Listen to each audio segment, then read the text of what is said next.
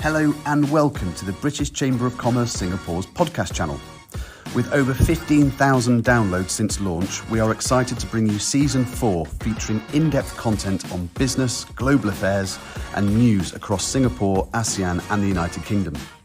We've had some extraordinary guests on our channel, including W Series driver Abby Eaton.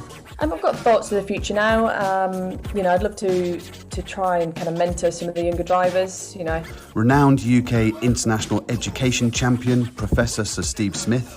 Over about a 4-year period, we kept increasing the resources going into mental health provision. Chief Executive and Director of the London Design Museum, Tim Marlowe. The way we design is actually thinking about the needs of everyone. And CEO of the Industry Cluster Group at JTC, Alvin Tan. If you look at PDD, we are creating an ecosystem of companies, government agencies and industry association in the digital space. Thank you, as always, for your continued support, and I hope you enjoy this podcast. So, hello, everyone. It's fantastic to be here with you. I'm Mike Rourke, the chair of the Finance and Fintech Committee in the British Chamber of Commerce, and I'm really excited for today's podcast. And without further ado, I'd like to introduce Sasha from Featurespace, who will be talking to us today about one of the most exciting topics that keeps impacting everyone day to day, and that's scams. We've seen it on adverts, we've seen it on our mobile phones, we've all experienced those WhatsApp questions asking if we want to make $100 a day for no commitments. And today, Sasha's going to tell us a little bit more, dig deep, and make things a little bit clearer for us. So I'm really excited to introduce him. And Sasha, if you'd like to tell us a little bit about yourself, and then we'll kick off. Thanks, Mike.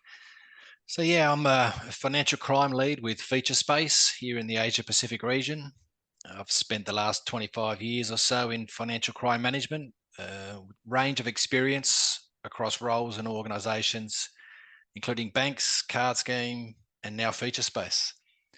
I'm a frontline operations person at heart, and that's probably the best part of my current role, working with financial crime managers at the coalface, solving problems, enabling uplift, effectiveness, and just as importantly, efficiency. So I'm really excited to be here today and give you a little bit of insight about scams and what I know.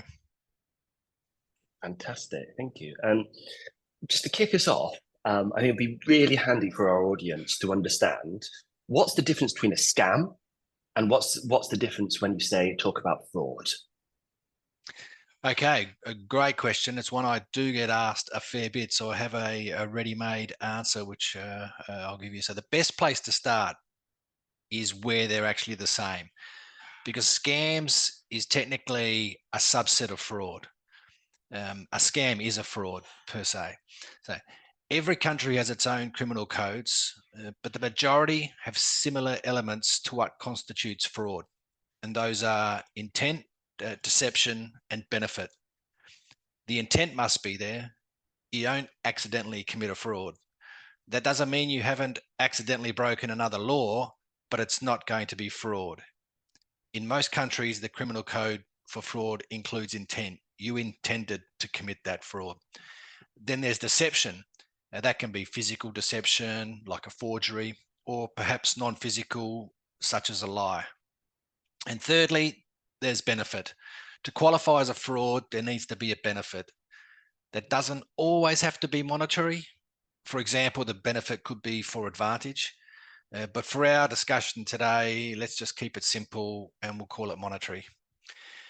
So it's pretty obvious with that definition of fraud that scams does meet those three criteria.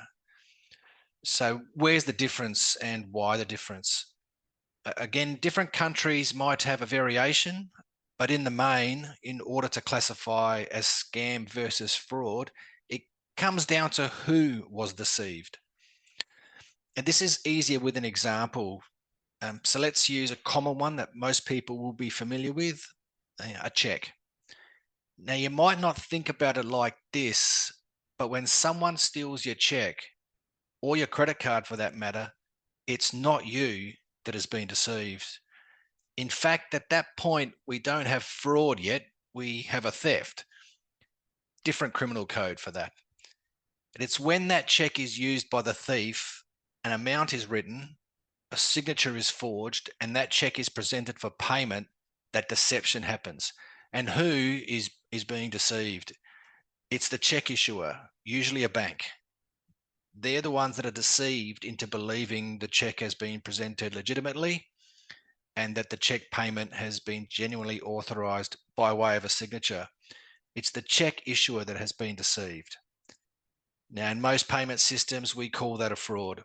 And for the vast majority of payment systems and in most countries, the payment issuer has a fraud liability included in their terms and conditions, such that if your checkbook is stolen, Mike, you will not be liable for the fraud. In short, you'll receive a fraud refund to your account. Now, if we flip over to scams, and then we use that same check analogy to compare, what if someone convinces you to part with your money? Someone convinces you to invest in a too good to be true venture. Someone deceives you into thinking the investment is legitimate when in fact it's bogus. And you pull out your checkbook and you write a check. And when that check gets presented for payment, it is not the check issuer this time that has been deceived. That check was legitimately written by you, and it's genuinely your signature, and you have authorized the payment.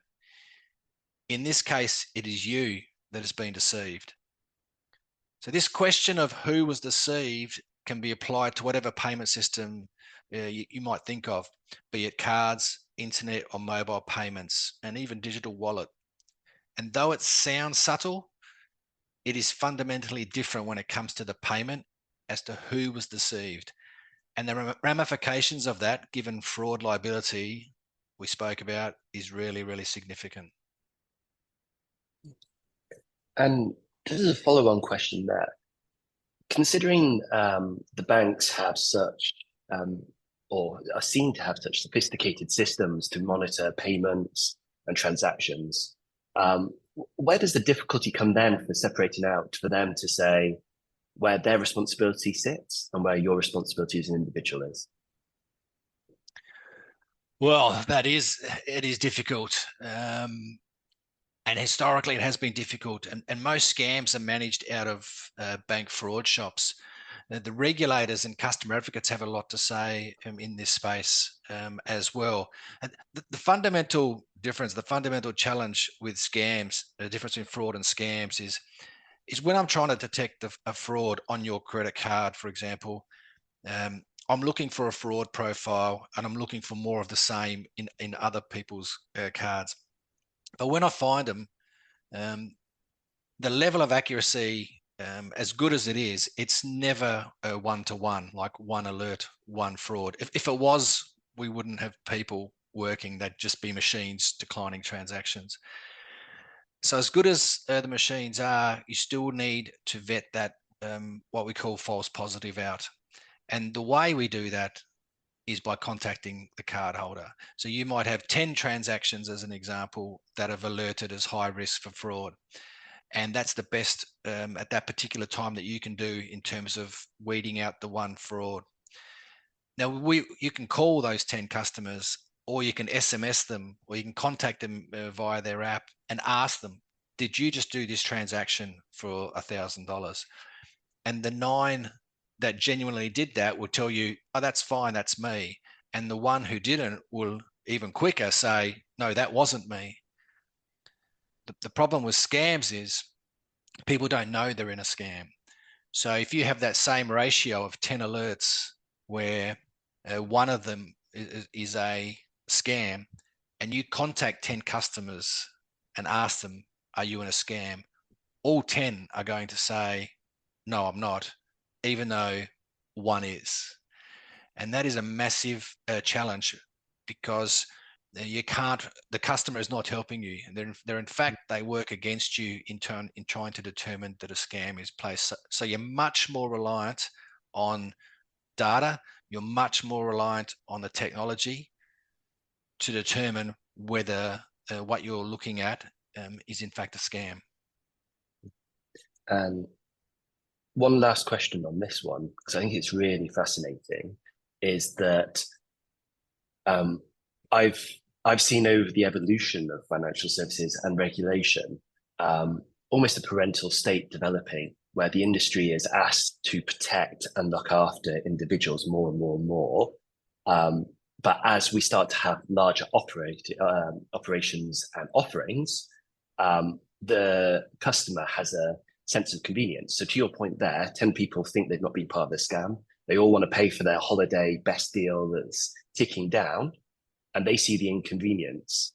And I'm guessing where this comes out is having to balance that out with the, well, actually, that one of you would have lost X $1,000 if we hadn't stopped it. So in this, is there, maybe from Featurespace or others, is this where the evolving technology actually helps arm the banks and their operators to be able to give the information needed, or at least make the right decisions in the best interest of those customers, even though they might not make it for themselves? Oh, absolutely. And it's a combination of improving effectiveness. So how good are you at alerting on high risk transactions, be they fraud or be they scams, and then that false positive. And the false positive has quite a few impacts, and I'll keep using 10 to 1, one because it's easy math. And but when you have a 10 high risk alerts and only one of them is an actual fraud, that's a number that most banks would not be able to decline that transaction. So they won't be able to, you can't, to your point, Mike, you can't impact 9 genuine cases to try and find the one, because the impact there is too great. And you start multiplying that by the number of scams and frauds, and it gets out of control. But if you can bring that false positive down to a level where you're balancing stopping the perpetrator and saving someone's money, and balancing a little bit of inconvenience while somebody checks a transaction for a minimal number of people, then the bank is in a lot better place to actually take those actions necessary to protect their funds. And at the other end of the scale, if the false positive is too great, what we find is, and the best analogy I have for this is, the cry wolf. If you're constantly looking for something, the bigger the haystack, the harder it is to find the needle. And if you're continually calling something a scam or checking to see if it is a scam and it's not, that one time it comes along and it is, it's harder for the customer and it's harder for the bank to detect that and do something about it and action and intervene. Got it. And then I guess, so I don't become that 1 out of the 10. What are some of the common scams you're seeing at the moment? Like, what's the intelligence say? What are they trying to get? How are they trying to get us, Sasha? Well, this is really, I get asked this a lot because part of my role, I look at intelligence, and I'm here to tell you that most frauds, not just most scams, most frauds, most scams are variations of what we've seen before. Crooks aren't too inventive because they don't have to be. What we find is they take advantage of whatever the current thing is. So whether that be digital products, whether it be current scenarios that are playing out in socially. So when I look at scams, I prefer to categorize them into groups. And how do I group them? It's generally around the topic of trust. Now, one of the critical elements to a scam, and one that is not necessarily an imperative for fraud, is an establishment of trust. And remember, as opposed to a fraud where I'm forging your signature, in a scam, I'm convincing you to sign your own signature willingly. And to do that, I need you to trust me. So I like to use how scammers establish trust to cluster scams. Now, one of the ways scammers use to establish trust is what we call relationship trust. Scammers invest time, and they invest a lot of time in establishing a relationship before they action the actual scam. The most common example of relationship trust is what is commonly referred to as a romance scam, where a scammer invests a significant period of time in establishing a romantic, albeit online generally, relationship with the victim before they take action on the scam. We also see relationship trust form in other ways, such as a business relationship. Now, another way to establish trust is what we call urgency trust. A scammer creates a scenario that demands immediate attention by the victim. They create an urgency. Most often, this is accompanied by a sense of imminent threat or peril. That's one of the easy ways to create urgency. The reason for the urgency is to not allow the victim time to rationalize their trust in what is being asked of them. So in essence, the scammer is trying to shorten the trust timeline. Most common examples of these are threat to life scam, the police scam, the arrest scam, the tax debt scam. I'm just going to come in for a second there, Sasha. Yeah, Just going to come in a second. So I think it's really interesting, that one as well. Considering we're talking to the Chamber of Commerce and there's a lot of companies, I think one I would call out on top of that, and I used to see in the banks, and I'm sure you've seen, is the CEO scam. I've lost access to this. Please, I need this payment made urgently. And the amount of times that has actually been actioned by people in administration jobs in companies or even actually in banks shouldn't be underestimated. So all I would call out on top of what you've said there is people should absolutely, inside their own businesses, not think they're safe from this as well. Oh, absolutely. So, and the problem with the CEO scam, as you call it, it's sometimes called the invoice scam, it's sometimes called the wire, internal wire scam, is the numbers can be quite big. Because your CEO doesn't generally email you to pay a coffee bill. It's a significant purchase, and if they're inside someone's email in order to initiate this scam, then they can, and if they're prepared to spend some time, and we've already talked about how scammers are prepared to invest time for a big prize, they can look at opportunities where there's a normal business transaction and hijack that business transaction and change the details. So they're establishing even more trust, because not only is it come from the CEO, not only is it the internal mail system, but what they're asking kind of sounds close to what we do, because the scammer's gone through the emails to try and work out what would sound like a legitimate transaction. Which leads me, I mean, we talked about hijacking there. So one of the ways they hijack, one of the ways they establish trust is to actually hijack someone else's trust. And this is really topical. So has many variations, but the most recent example that I refer to is COVID. So during COVID, we saw lots of hijack trust scams. And what they look like is contacts, doesn't matter how they come, whether it be SMS, phone calls, emails, even through dating apps, they involve medical agencies or healthcare logos. And because everybody's on a heightened level of awareness around, in this example, a health emergency, they don't feel as threatened, or don't feel as suspicious of something that comes from a health agency or a government agency about a COVID. So we saw a massive increase, for example, in the first year of COVID, of scams involving leveraging COVID. And they were doing two things. They were using urgency, which is around the health scare, and they were doing hijacking, which is they'd hijack a government agency logo or something that you already trust.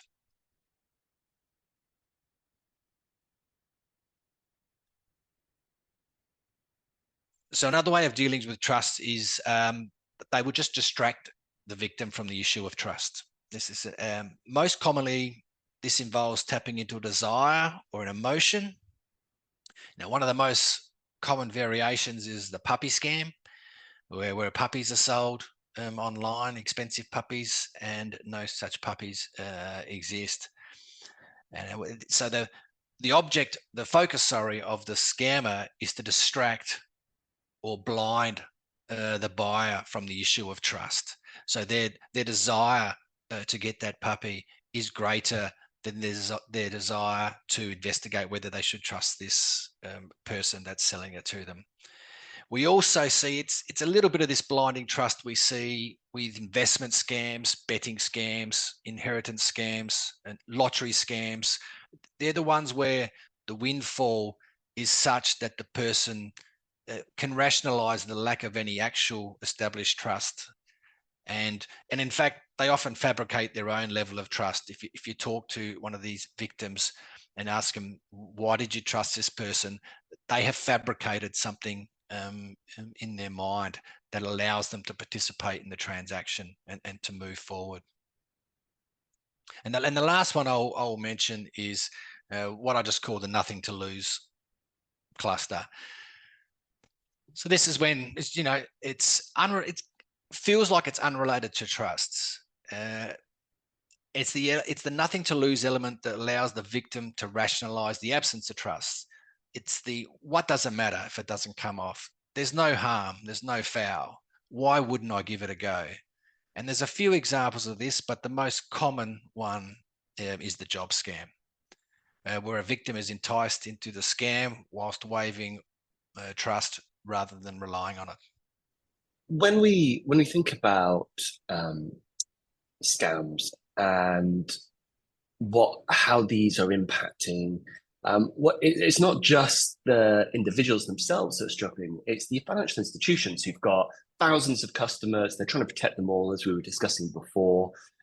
What's the main challenges that they've got? How are they able to keep on top of this? Can they keep on top of this? What have they got available to help them protect the consumers? So one of the biggest challenges in combating scams is that the different stages of a scam life cycle require specific response strategies.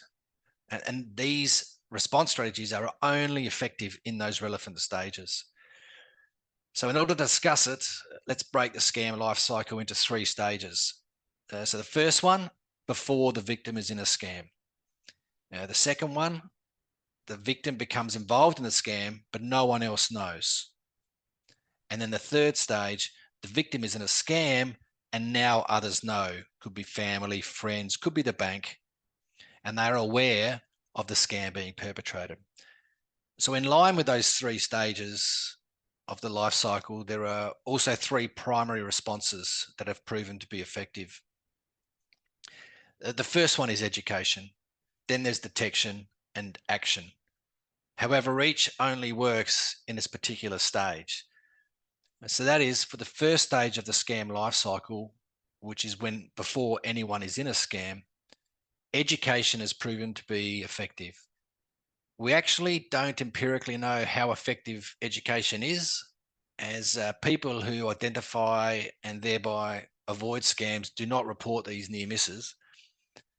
But anecdotally, through surveys and studies, we do know education does work pre-scam, and it must continue. So for the second stage of the scam life cycle, however, when the victim is now in a scam, but no one knows, we also know that education now has negligible benefit. Essentially, it's too late now. And no amount of information at this point has shown to be effective in turning someone out of a scam. So for the second stage, the only proven response has been detection. That is, someone other than the victim identifying the victim is indeed in a scam. Now, the challenge with detecting a scam victim is that firstly, it has historically relied on understanding a scam, so we have to identify another one. And we've tended to rely on fraud techniques in the early stages of scam detection. And fraud, remember, it's not you doing it. Someone else is signing the check or authorizing the payment or doing what it is.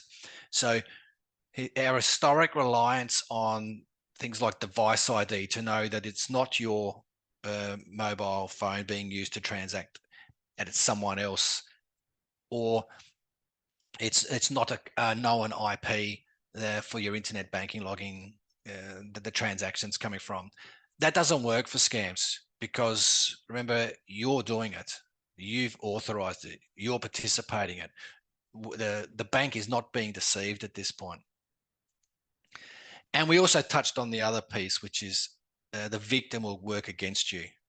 and we talked about the false positive, how they do not help you bring the false positive down. So the repercussions are that to identify a scam, you solely rely on the data available in order to form your opinion on whether the victim is in a scam.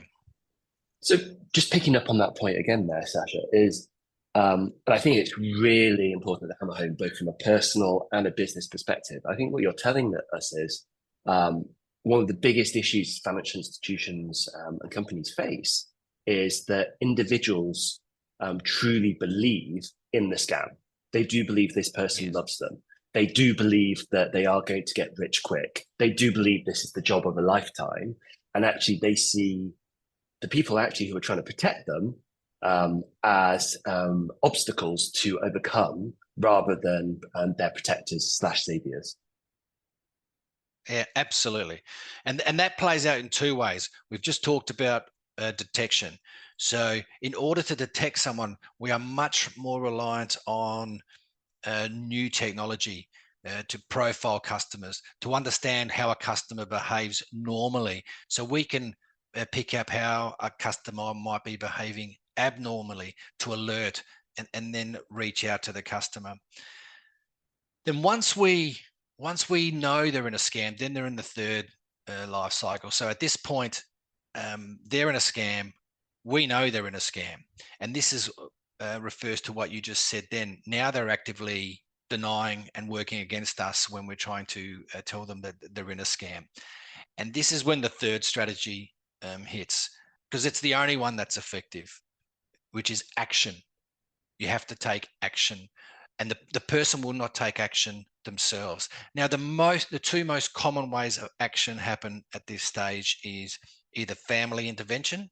So a family member will intervene. Now that can be an array of things. One of them could be taken over financials, or if it's a bank, for example, they might refuse to participate in the transaction. So you're trying to send some money, and despite your objections to it not going ahead, we are not going to participate in the transaction because it will result in a scammer ending up with your funds.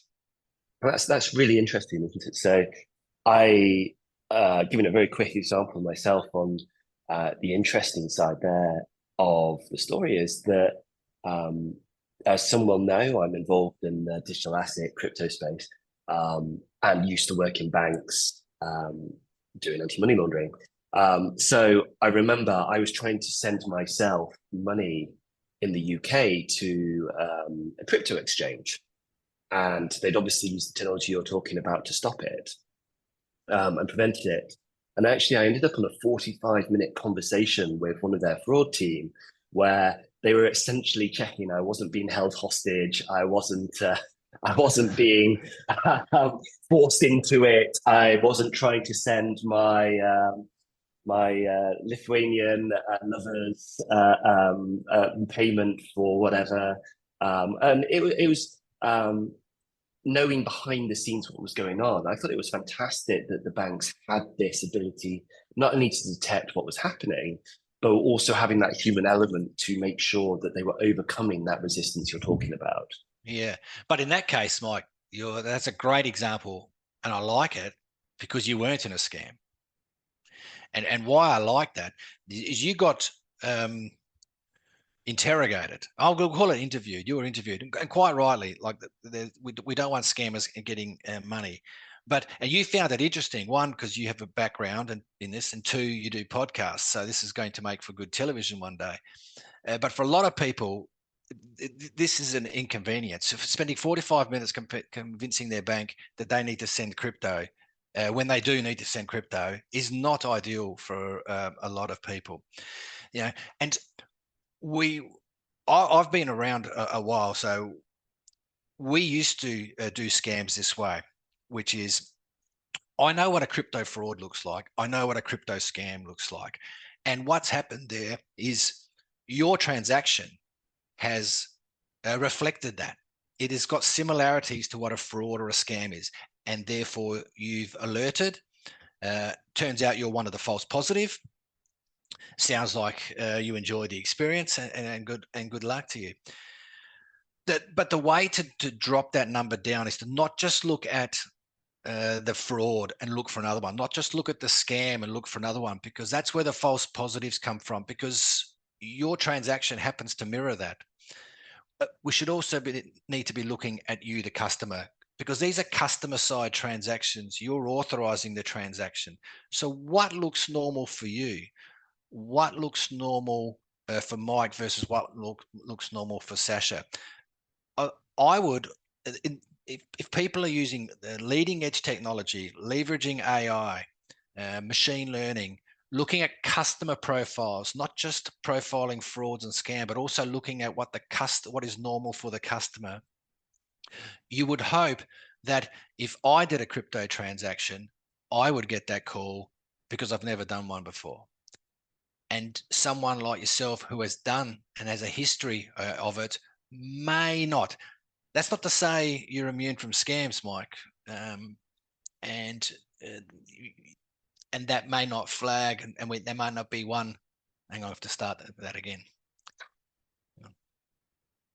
That doesn't mean that you're immune to scams. The fact that you have a profile in with crypto transactions, but it should, by profiling your transactions, we should get those numbers down to make them the banks more effective at finding out the true scam victims quicker and able to intervene and take action. And I think something that's interesting you're building on there, and it's probably more advanced than what I used to see, is that assessing the individual rather than the herd. So there used to be a lot of activity in banks where I know for a fact it used to be is, if you fell into this persona, this is what happens. So are you able to just go in a little bit more detail about, without giving away the secret sauce or letting the scammers know, how are things changing? How are we able to say, this is an individual, this is what they do, and then make this a better experience, not only for the customers, but also from a cost effectiveness perspective for companies who are trying to trawl through millions of transactions a week? Yes, well, traditionally, the way we approached, and this still works fundamentally for third-party fraud. It's still a proven technique, and we call it, you have to have one to find one.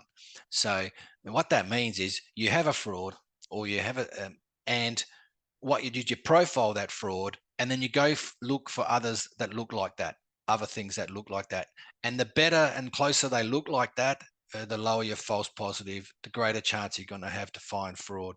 And that's how we've been so successful around the world at combating fraud. The challenge, as we've talked about with scams, is it is actually the customer doing it. So when you profile scams and you look for things that a customer hasn't done before, it would surprise a lot of people when if they were to do the analysis, how many times a customer does something for the first time. That's totally legitimate. Now, if each one of those was to flag and be checked, the false positive would be unworkable for banks. We call that an efficiency problem. We literally don't have enough people in banks to be able to make those calls to every time someone does something for the first time. Because I can tell you it averages somewhere around 15 to up to 30, depending on the population, 15 to 30 times a year, everyone does something financially new, whether it be a new merchant, a new type of transaction, a new purchase, a new amount that they haven't spent before. So the challenge with the notion of you have to have one to find one only gets you so far, because the pile of alerts is way too big. And that's where we start looking at the customer side as well. So we don't just look at the scam, but we don't just look at the profile of the transactions that we've seen as they relate to a scam, we look at how they also relate to the customer. And we had a great example before with your crypto example. While those two transactions from you and me might have fit a scam profile exactly the same way, they don't fit your and my profile the same way. For me, that would be considered a much higher risk transaction than it was for you. And by blending the two, so bringing the profile of the bad versus the profile of the abnormal on the left side, blending them together, that's what the current technology is doing. And it requires a leading edge technology, because without getting into the ones and zeros of the tech, it requires a lot of profiling in order to profile customers. At any one point, there's probably a couple hundred frauds and scam scenarios floating around in the world at any point in time. So I only have to build a couple hundred profiles if I'm looking at the bad side. But how many millions of customers are there in a bank? And you have to build a profile for each one of them. That requires some, that requires artificial intelligence. That requires machine learning to keep up with it. That requires leading edge tech in order to be able to push those transactions through that technology and come out with a result that a bank can use. And then we've talked a lot about the financial impact, but I think something that's becoming ever increasingly important in Singapore is understanding some of the wider impacts there are, especially when people have suffered during COVID. And can you go into a little bit more about that, the human impact that comes out of this beyond the financial? Yeah. Well, firstly, the undeniable truth is the monetary loss from scams is significant. In most countries, it has well and truly surpassed losses associated with traditional fraud. So monetary losses are undeniable, as are the costs of the payment systems in combating these scams, investing in the technology. There's impacts of emerging regulatory change, customer advocacy. As I said in my introduction, I'm a frontliner at heart, and the front line has taught me something, and that is the true cost of scams is human. Lives are devastated, lives are destroyed, and tragically, some lives are lost due to scams. When life savings are lost, when relationships of the heart are uncovered as false, when hope is squashed, when trust we talked about is destroyed, the human impact is real, and it is devastating. Whilst the impact is greatest on the victim, there's also family and friends around these people that carry a cost. And even those that might seem quite a bit removed, such as a bank employee, they carry some load. I've seen seasoned bank employees who have worked in financial crime for 30 years. And by seasoned, I don't mean hardened. I mean 30 years of building resilience. I've seen them emotionally break down when supporting a scam victim.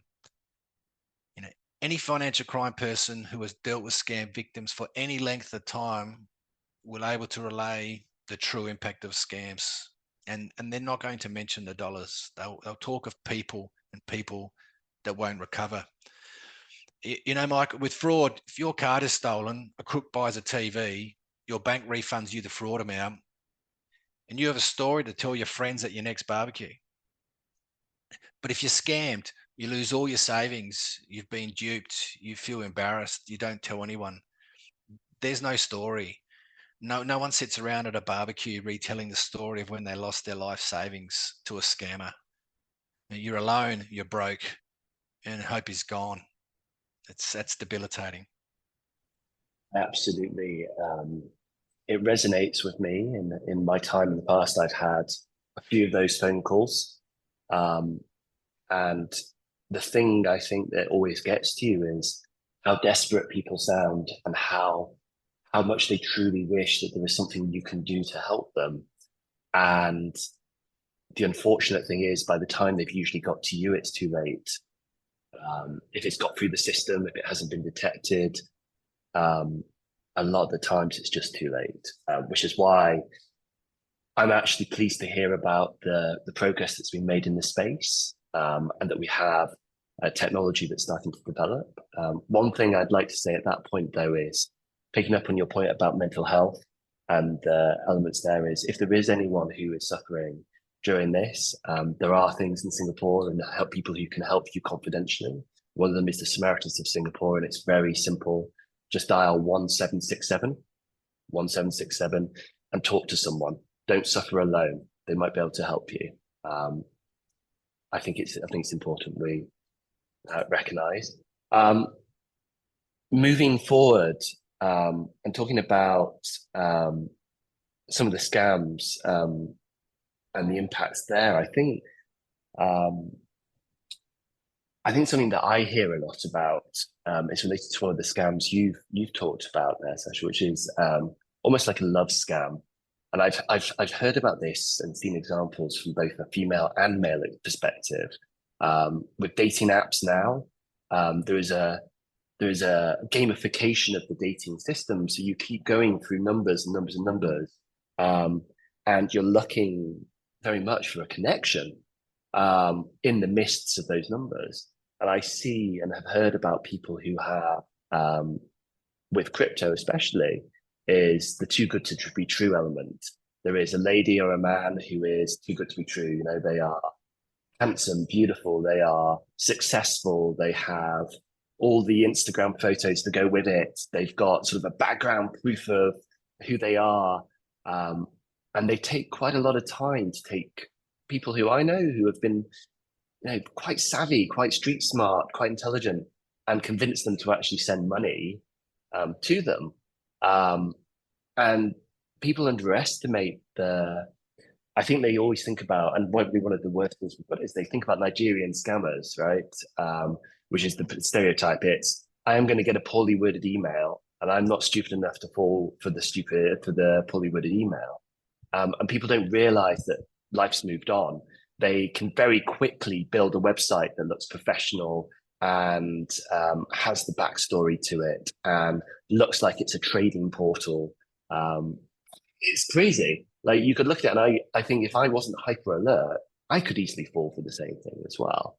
So I think I resonate with the story there. And I think you've got a story as well that would talk some of the human cost. And I think people would be really interested to hear that. Yeah, I particularly like this story because it starts out down a path, and it's not where you finish up in terms of the bank employees who dealt with this one. So we became aware. Now, we had a lady, and she met someone online and fell in love. She had full intention of spending the rest of her life with this person that she met online, and she'd been dating for many, many months. And we became aware of it when she tried to send 80,000 Australian dollars overseas. And when she was asked about the nature of the payment, her story was as unbelievable as she believed it to be true. So her partner was a ship's captain, and he owned an oil tanker that was stuck in the waters in Asia, unable to land at any port. Now, the truth is, Mike, I don't know a lot about oil tankers, but I'm fairly confident in saying there aren't any owner-drivers in the oil tanker industry. Now, the reason are they not called pirates, Sasha? Well, as it turns out, pirates do find their way into this story. Well, when I say story, this is true. This is absolutely true. So the reason the captain couldn't bring his ship to port was he had no paperwork. And the reason he had no paperwork is the paperwork was in a safe. And the safe was being held by authorities that were demanding a payment for its release. Now, the reason the authorities came to have the safe, which was thrown over, is the captain threw the safe overboard to protect it and its contents when he was boarded by pirates. That's the story that we got told, and this person, this lady, she believed this. Now, how the safe came to find its way from the bottom of the Malacca Strait to authorities on land, we're not sure. That still remains a mystery. But that's the story. And at this point, this might remain an amusing tale, of pirates and oil tanker owner drivers, if not for what we subsequently learned. Now, we stopped that $80,000 payment. We just wouldn't support the transaction given what we knew. The lady, she had provided some documentation, and we were able to prove that documentation was fabricated, but we couldn't budge her. Remember, education, information, rationalizing does not work at this stage of the life cycle. And it was then that we learned she had already sent in excess of $250,000 from her accounts at other financial institutions, and that she had already applied to redraw on her mortgage on her home against her house to the tune of $700,000, which she intended to send overseas. It's all to facilitate the release of this safe, which in turn would allow the captain to port his ship and collect the $20 million he would receive for the cargo, which he was then going to retire with her, and they would live happily ever after. Yeah. And this story got really sad really quickly. Now, this scam victim was a professional. She was still working, nearing retirement age. She was articulate and smart. And her only vulnerability was she was lonely, and she had fallen in love with dreams of living happily ever after. Now, she did end up transferring her at-call funds away to another financial institution, and we learned that she eventually did remit those to the scammer overseas, which was devastating. We did, however, manage to save the $700,000 redraw by removing the redraw functionality, and then that right there is an example of action at the third stage of the life cycle. It might be easy to discount victims like this as naive, but that's not the reality. The captain had worked this relationship, we found out, for close to 12 months before initiating the scam. The bigger the prize for a scammer, the longer they will spend. Like if you've on an online romance scam, Mike, and they find out you have got a $1.50, that's the last day they'll speak to you. They will invest. The more money they find out you have, the longer they will invest. And the power of trust that is built up over 12 months, it just cannot be underestimated. This scam starts out a little humorous, but the end is devastating. And that's that story of humor ending in devastation is played out inside banks every day in scam shops. Absolutely. I think the bit that is really important for me to call out from what you said there is, I don't know which upsets me more, the puppy scam or the love scam, probably both combined. But I think the bit that connects them both is people will look in the mirror tomorrow morning who are listening to this podcast, and they will think, I am smarter. I am a professional. I have been around the block. I've seen everything. They might say, I've survived Indonesia. I've survived this. But what people don't realize is that just as technology companies can manipulate you very easily without you realizing, scammers do this every day. And they are extraordinarily good at building the patterns and understanding the psychology of people and playing to their weaknesses. You are a professional, and your children are desperate for that puppy, and you found one, and it kind of looks too good to be true, but God damn it, like little Timmy or Jenny really wants that puppy, and you go for it, right? One mistake, Absolutely. And you've done it. And you touched on something there that's really, really important for people to remember. And I used to remind, when I used to work in banks, I used to remind the staff, but it's as true of the staff as it is of the scammers. This is your 100th one for the month, but this is that victim's first. And those two perspectives make a significant difference in how they view that. Yeah, absolutely. I think the compassion that we need to show our fellow humans isn't to say that this is hubris. It's to say that this is a horrible experience and we wouldn't wish it on anyone, none of our nearest or dearest, or even a stranger. So in that light, what can we do to help people? What can we do to try to reduce the issues that are out there? Well, I would just say we got to keep doing what we're doing and then do some more. You know, the thing is, scams in payments isn't as old as fraud. And so we are still on a learning curve, and the crooks have moved to scams. So we need to keep doing what we're doing and do better. We need to keep doing the education. We know that works. We need to keep identifying victims in scams at that second stage. We know that cuts through. We need to keep taking action when we identify these people. And I think we should call out that action includes, to your point, supporting them. And the businesses, we should and can do more. You know, there is technology now that helps us in this space. You know, this is a frontier problem. You know, artificial intelligence. Nearly finished. Artificial intelligence, behavioral analytics, and real machine learning. You know, this is a modern day problem, and it needs a modern solution. Fantastic. And I think on that point, it's great to hear that the work that companies like Featurespace and others are doing to support our financial institutions to drive forward real, tangible outcomes that protect people. And on the human side, I think what I'm hearing here is a phrase that I heard recently, which is, don't judge, be curious. If you hear your mate talking about something which sounds a bit iffy to you, don't judge them. Be curious, try to support them, talk them through. Sasha, this has been I like it. A fantastic chat.